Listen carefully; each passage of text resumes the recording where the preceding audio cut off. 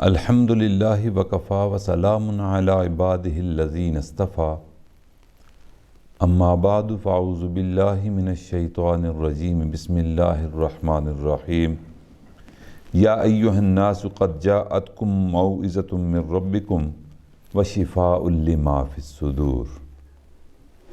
وفی مقام آخر شہر رمضان الذی انزل فیہ القرآن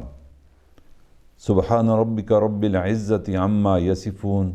وسلام علی المرسلین والحمد للہ رب العالمین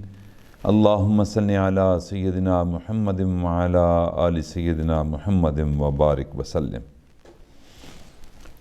قرآن مجید فرقان حمید کا نزول مبارک رمضان المبارک میں ہوا۔ ماہ رمضان کو اللہ رب العزت کے ساتھ ایک خاص مناسبت ہے۔ جتنے بھی کلام الہی اترے اور جتنی بھی آسمانی کتب اور صحائف اللہ تعالیٰ نے بھیجے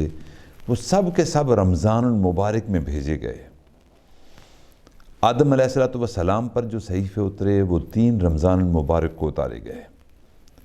سیدنا ابراہیم علیہ السلام پر جو صحیفہ اترا وہ 6 رمضان المبارک کو اتارا گیا۔ حضرت داؤد علیہ السلام کو زبور مبارک 12 رمضان المبارک کو عطا کی گئی۔ حضرت عیسیٰ علیہ السلام کو انجیل 18 رمضان کو ملی اور حضور نبی کریم صلی اللہ علیہ وسلم کے سینہ مبارک پر قرآن پاک کا نزول 27 رمضان المبارک کو ہوا۔ تو جتنی بھی آسمانی کتابیں اور صحائف ہیں سب کے سب رمضان المبارک میں نازل ہوئے۔ میرے بھائیو، اس میں کوئی خاص اللہ تعالیٰ کی حکمت ہوگی کہ اللہ تعالیٰ نے اپنے کلام اور اپنی کتاب کے لیے رمضان المبارک کی مبارک ساعات کو چنا۔ چنانچہ علماء نے لکھا ہے کہ روزہ اور قرآن میں چند عجیب و غریب قسم کی مشابہت پائی جاتی ہے۔ ان میں سے چند ایک مشابہات یہ ہیں۔ پہلی مشابہت جو قرآن اور رمضان میں پائی جاتی ہے کہ جب تک انسان قرآن مجید کی تلاوت کرتا رہتا ہے اللہ تعالیٰ کی رحمت خاصہ اس پر برستی رہتی ہے، جبکہ روزہ دار جب تک افطار نہیں کرتا اس وقت تک اللہ تعالیٰ کی رحمت اس پر اترتی رہتی ہے۔ یعنی روزے کے ساتھ بھی اللہ کی خاص رحمت ہے اور قرآن پاک کی تلاوت کے ساتھ بھی اللہ تعالیٰ کی خاص رحمت تلاوت کرنے والے پر اترتی ہے۔ قرآن اور رمضان کی دوسری مناسبت یہ ہے کہ قرآن کی طرح روزہ بھی یعنی رمضان بھی بندے کی روزے دار کے حق میں شفاعت کرے گا۔ چنانچہ حدیث مبارکہ ہے، حضور نبی کریم صلی اللہ علیہ وسلم نے ارشاد فرمایا، الصیام والقرآن یشفیان یوم القیامہ۔ یہ مشکات شریف کی حدیث میں آقا کا فرمان عالی شان ہے کہ قیامت کے دن قرآن مجید بھی پڑھنے والوں کی شفاعت کرے گا اور روزہ رکھنے والے کی شفاعت بھی روزہ کرے گا۔ تیسری مناسبت قرآن اور رمضان کے درمیان یہ ہے کہ جب بندہ تلاوت کرتا ہے تو اس تلاوت کے وقت تلاوت کرنے والے کو تشبہ بالحق نصیب ہوتا ہے، یعنی ذات باری تعالیٰ سے ایک مشابہت ہوتی ہے، کیونکہ قرآن اللہ تعالیٰ کی صرف کتاب ہی نہیں بلکہ اللہ تعالیٰ کا کلام ہے جو آپ کی لسان مبارک سے تلاوت ہوا، یعنی یہ اللہ تعالیٰ کی ایک بولی ہے۔ اس بنا پر حدیث پاک میں ہے کہ تبرک بالقرآن فإنہ کلام اللہ، کہ قرآن سے برکت حاصل کرو کیونکہ یہ اللہ کا کلام ہے۔ اب جب قرآن اس کی ذات مبارک سے نکلا ہے تو قرآن کے کلام میں باری ہونے کی وجہ سے اللہ تعالیٰ تلاوت کرنے والے کے ساتھ ایک خاص تشبہ اختیار کر لیتے ہیں۔ اللہ نے بھی اس کلام کو پڑھا اور آج جو بندے اس کلام کو پڑھ رہے ہیں ان کو بھی اس کے ساتھ ایک اللہ کی ذات کے ساتھ مناسبت ہو جاتی ہے۔ اور روزہ کے اندر بھی شان صمدیت کی وجہ سے تشبہ بالحق ہوتا ہے کہ اللہ تعالیٰ کھانے پینے سے اور دوسرے معاملات سے جن میں ہم ملوث ہوتے ہیں ان سے منزہ ہے، مطہر ہے، پاک ہے۔ اب بندہ بھی جب روزے کی حالت میں ہوتا ہے تو عارضی طور پر اس کو بھی اللہ تعالیٰ کی یہ صفت کچھ دیر کے لیے یہ اختیار کر لیتا ہے، اس صفت کو اپنا لیتا ہے، تو روزے سے بھی تشبہ بالحق ہو جاتا ہے، یعنی اللہ بھی کھانے پینے سے پاک اور بندہ بھی عارضی طور پر روزے کی حالت میں کھانے پینے سے پاک۔ اور چوتھی مناسبت قرآن اور رمضان کے درمیان یہ ہے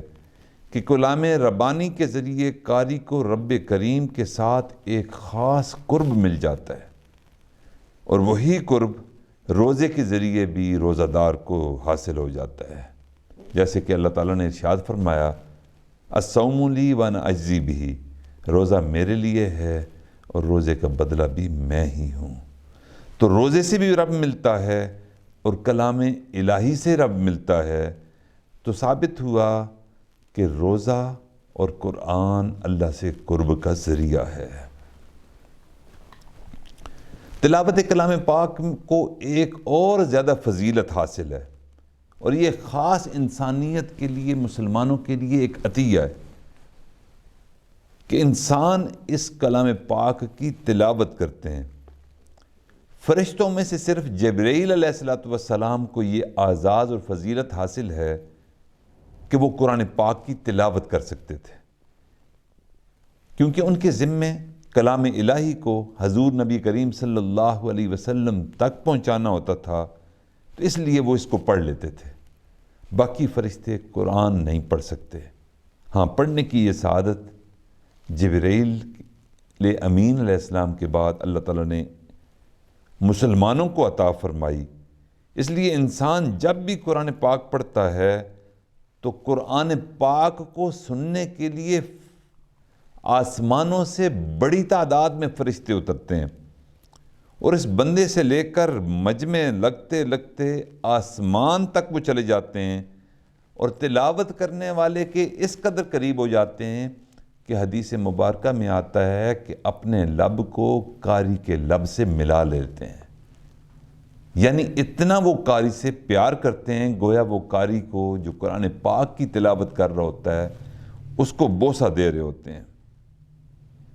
یہی وجہ ہے کہ فرشتوں نے جب قرآن مجید کو نازل کرنے کا اللہ تعالیٰ نے فیصلہ فرمایا تو انہوں نے کہا کہ خوش نصیب ہے وہ انسان جس پر یہ قرآن پاک اتارا جائے گا اور جن کو اس قرآن پاک کی پڑھنے کی سعادت ملے گی۔ اس لیے میرے بھائیو، یہ اللہ تعالیٰ نے ہم پر کتنا کرم اور احسان فرمایا کہ یہ نعمت جو فرشتوں کو بھی حاصل نہیں سوائے جبرائیل امین کے، ہم انسانوں کو اور مومنین کو یہ نعمت عطا فرما دی۔ قرآن مجید کی ایک خاص خوبی یہ ہے کہ قرآن مجید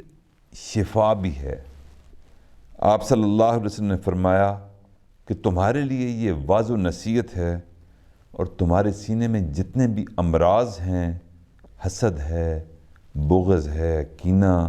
وغیرہ، ان تمام کے لیے قرآن دوا بلکہ نسخہ شفا ہے۔ قرآن کی اس خوبی کا تذکرہ قرآن مجید کی کئی آیات سے بھی ظاہر ہے۔ اللہ تعالیٰ ارشاد فرماتے ہیں ایک جگہ پر کہ وَيَشْفِ صُدُورَ قَوْمٍ مُؤْمِنِينَ، اور پھر ایک اور جگہ ارشاد فرمایا فَإِذَا مَرِضْتُ فَهُوَ يَشْفِينَ، پھر فرمایا شِفَاءٌ لِمَا فِي الصُّدُورِ وَرَحْمَةٌ لِلْمُؤْمِنِينَ، پھر فرمایا وَنُنَزِّلُ مِنَ الْقُرْآنِ مَا هُوَ شِفَاءٌ وَرَحْمَةٌ لِلْمُؤْمِنِينَ وَلَا يَزِيدُ الظَّالِمِينَ إِلَّا خَسَارًا۔ جب یہ نسخہ شفا ہے تو اس کے آداب کی رعایت کے ساتھ جو بندہ بھی تلاوت کرتا ہے، یہ سینے کے امراض، میل کچیل، روحانی بیماریوں کو اس طرح دور کر دیتا ہے جس طرح سرف یا صابن کپڑے کی میل کو دور بھگا دیتا ہے۔ میرے بھائیو، قرآن کریم کی طرح اللہ کا ذکر اور بزرگوں کی صحبت یہ بھی میل دور کرتی ہے دلوں کے۔ دو چیزیں بڑی عام ہیں کہ دل کی ساری بیماریاں اس دو وجوہات کی بنا پر ختم ہو جاتی ہیں۔ ہمارے مشائخ نے ارشاد فرمایا کہ ایک ذکر اور دوسرا صحبت الاخیار، یعنی نیکوکاروں کی، اللہ والوں کی صحبت۔ نبی علیہ الصلوۃ والسلام کی حدیث مبارکہ آقا ارشاد فرماتے ہیں کہ علیکم بمجالست العلماء، علماء کی مجالس میں بیٹھنا اپنے اوپر لازم کر لو، واستماع کلام الحکماء، اور اہل حکمت کی حکمت بھری باتوں کو ضرور سنا کرو، کیونکہ اللہ تعالیٰ حکمت کے نور سے مردہ دلوں کو اس طرح زندہ کر دیتے ہیں جس طرح بارش سے مردہ زمین زندہ ہو جاتی ہے۔ لہذا تلاوت قرآن کی محفل ہو یا پھر ذکر الہی کی محفل، یہ دلوں کو چمکانے اور روشن کرنے کی محفل ہوتی ہے۔ نبی علیہ الصلوۃ والسلام نے ایک مرتبہ واعظ فرمایا، ایک صحابی رسول صلی اللہ علیہ وسلم نے اس کی منظر کشی کی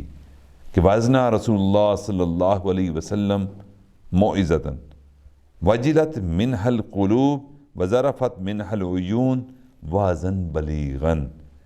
یعنی اتنا پرتاثیر واعظ تھا نبی علیہ الصلوۃ والسلام کا کہ یوں سمجھے کہ نبی علیہ الصلوۃ والسلام نے دلوں کو گدگدا دیا، دل تڑپ اٹھے اور آنکھیں آنسوؤں سے بھر گئیں، یعنی آنکھوں سے آنسو روا ہونے لگ پڑے۔ تو مجلس واعظ و نصیحت دل کی دوا ہے۔ ہمیں بھی چاہیے کہ ان مجالس اور جہاں تلاوت ہو رہی ہو اس کے ساتھ ہم بھی اپنے آپ کو نتھی کر لیں۔ اور پھر فرمایا نعم المجلس المجلس الذی تنشر فیہ الحکمہ وترجى فیہ الرحمہ انہ مجلس الذکر، وہ مجلس کیا ہی خوب ہے کہ جس میں حکمت کی باتیں ہوتی ہیں اور رحمت الہی کی امید ہوتی ہے، اللہ اکبر، اور وہ مجلس ذکر ہے۔ اور اللہ تعالیٰ نے قرآن پاک کو بھی ذکر سے تشبیہ دی، فرمایا انا نحن نزلنا الذکر وانا لہ لحافظون۔ یہاں ذکر سے مراد قرآن پاک ہے، تو جو بندہ بھی قرآن کو پڑھتا ہے یا اللہ کے ذکر کو کرتا ہے تو اللہ تعالیٰ اس پر خاص اپنے اثرات اور کیفیات نازل کرتے ہیں۔ بعض لوگوں نے کہا کہ مجلس ذکر محیات القلب ہے اور اس سے دلوں کے اندر خشوع پیدا ہوتی ہے، جبکہ مردہ دل کے متعلق ارشاد فرمایا گیا القلوب المیتۃ تحیی بالذکر کما تحیی الارض المیتۃ بالمطر، تو ایسی مجلسوں میں انسان کا دل زندہ ہوتا ہے اور یہ دلوں کو زندہ کرنے کی محفل ہے۔ اس لیے نبی علیہ الصلوۃ والسلام کی محفل سے جب صحابہ کرام گھروں کو واپس جاتے تو ان کو اس محفل پر کے بے حد اثرات محسوس ہوتے تھے، اور جب وہ گھروں کو واپس لوٹتے تھے تو اس میں کمی محسوس کرتے تھے، اور پھر ان کو یہ احساس جاگتا تھا کہ شاید ہمارے اندر منافقت آ گئی، شاید ہم منافقین کی طرح ہیں۔ چنانچہ حضرت حنظلہ رضی اللہ تعالیٰ عنہ کا واقعہ ہے کہ اسی فرق کی وجہ سے حضور نبی کریم صلی اللہ علیہ وسلم کی صحبت میں آنا آپ نے چھوڑ دیا۔ ابو بکر صدیق رضی اللہ تعالیٰ عنہ نے ان سے پوچھا کہ حنظلہ آپ مجلس میں نہیں آتے، آقا کی صحبت میں نہیں بیٹھتے؟ تو حضرت حنظلہ نے کہا کہ نافقہ حنظلہ تو منافق ہو گیا، کیونکہ جب میں آپ کی مجلس میں ہوتا ہوں تو دل کی کیفیت کچھ اور ہوتی ہے، اور جب گھر آ جاتا ہوں تو دل کی کیفیت وہ نہیں رہتی، چنانچہ میں منافق ہو گیا۔ میرے بھائیو، یہ وہ صحابہ کی جماعت تھی کہ جنہوں نے اپنے ایمان کی فکر کی کہ آقا سے دوری کی بنا پر، آقا قصہ جب دور ہوتے تھے تو دلوں کی کیفیت کی تبدیلی پر وہ ڈرنے لگ پڑتے تھے کہ شاید ہم منافق ہو گئے۔ اس لیے میرے بھائیو، قرآن پاک کی تلاوت اور ذکر کی مجالس اور علماء کی صحبت کو ہمیں اپنے اوپر لازم کرنا چاہیے، تاکہ ہم اپنی دل کی کیفیات کو اور دل کی جو اندر انوارات ہیں اس کو ہم محسوس کر سکیں، اور گھر آ کر بھی اس تلاوت اور ذکر کو جاری رکھنا چاہیے۔ اللہ سے دعا ہے کہ اللہ تعالی ہم سب کو بھی اس رمضان المبارک میں قرآن کی زیادہ سے زیادہ تلاوت کرنے کی توفیق عطا فرمائے۔ وآخر دعوانا ان الحمد للہ رب العالمین۔